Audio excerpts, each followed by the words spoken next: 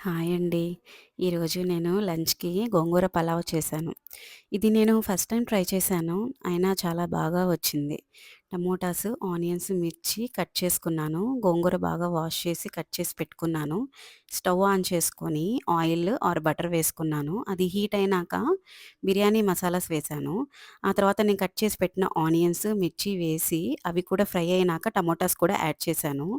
ఆ తరువాత గోంగూర వేశాను. అది కూడా బాగా కొంచెం మగ్గినాక సాల్ట్, కారం, పసుపు, జింజర్ గార్లిక్ పేస్ట్ వేసి బాగా కలిపేశాను. కలిపేసి బాగా మిక్స్ చేసిన తర్వాత లాస్ట్‌లో మింట్ లీవ్స్ కూడా ఏశాను. ఈ మింట్ లీవ్స్ ఏసినాక గరం మసాలా కూడా వేశాను. పలావ్ మసాలా కూడా వేశాను. నేను 1:2 రేషియోలో వాటర్ తీసుకున్నాను. 1 గ్లాస్ ఆఫ్ రైస్‌కి 2 glasses of water పోసానిప్పుడు.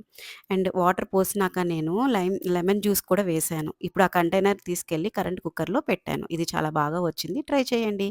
Thank you.